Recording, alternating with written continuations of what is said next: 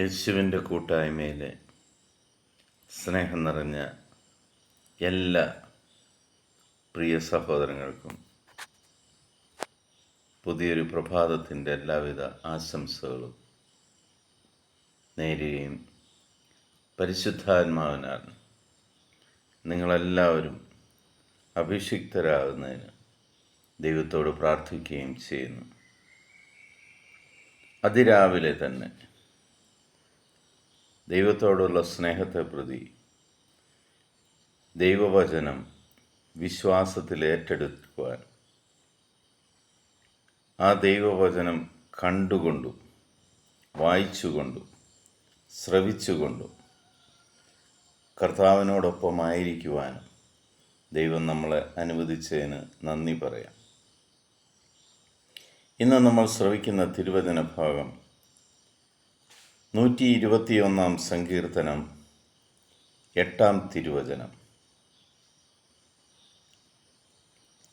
കർത്താവ് നിന്റെ വ്യാപാരങ്ങളെ ഇന്നും എന്നേക്കും കാത്തുകൊള്ളും.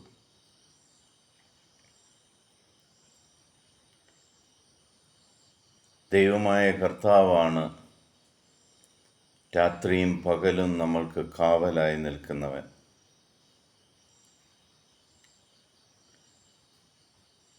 നമുക്ക് തണലേകാൻ അവിടുന്ന് നമ്മുടെ തലയ്ക്ക് മുകളിലും നമ്മുടെ മുൻപിലും പിൻപിലും എല്ലാം നിൽപ്പുണ്ട്. അങ്ങനെ സംരക്ഷണ ഭിത്തി കെട്ടി നമ്മളെ പരിപാലിച്ചു കൊണ്ടിരിക്കുന്ന കർത്താവാണ്. ആ കർത്താവ് ഇന്ന് നീ എന്തെല്ലാം കാര്യങ്ങളിൽ ഇടപെടുന്നുവോ, നീ എന്തെല്ലാം പ്രവർത്തികൾ ഇന്ന് ദൈവനാമത്തിൽ ചെയ്യുന്നുവോ, കർത്താവ് നിന്നെ ഒരു ഉപകരണമായി ഉപയോഗിച്ചുകൊണ്ട് എന്തെല്ലാം കാര്യങ്ങൾ ഇന്നത്തെ കർത്താവിൻ്റെ പദ്ധതി അനുസരിച്ച് നിന്റെ ജീവിതത്തിൽ നടത്തുന്നുവോ, അതിനെയെല്ലാം ദൈവം പരിപാലിക്കുകയും കാക്കുകയും അനുഗ്രഹിക്കുകയും ചെയ്യും. ആമേൻ ചൊല്ലി നമുക്ക് ഈ വചനം ഏറ്റെടുക്കാം. അതിരാവിലെ തന്നെ നമുക്ക് ദൈവത്തിന് നന്ദി പറയാം.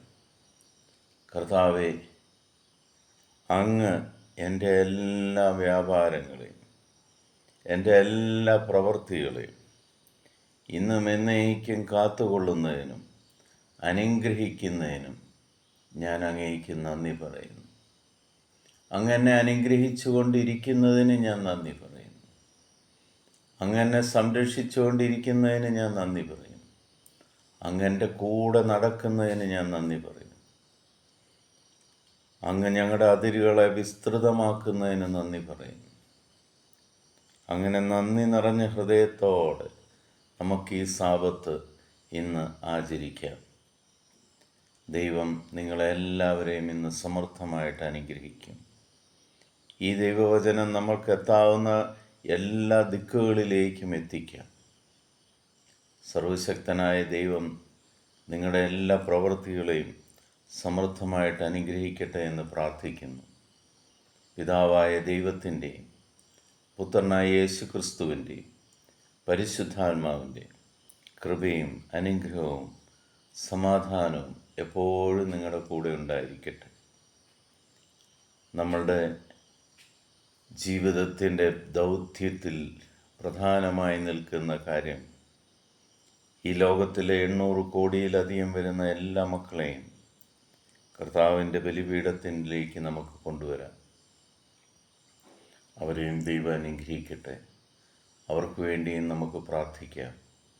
ഈശോ എല്ലാവരുടെയും ദൈവമായി മാറാൻ, ഈശോ എല്ലാവരുടെയും ദൈവമായി മാറുന്ന ദിവസത്തിനായിട്ട് നമുക്ക് പ്രാർത്ഥിക്കാം. ഈ നല്ലൊരു ദിവസം യേശുവിൻ്റെ സമാധാനം സന്തോഷത്തോടുകൂടി ഞാൻ നിങ്ങൾക്ക് നൽകുന്നു.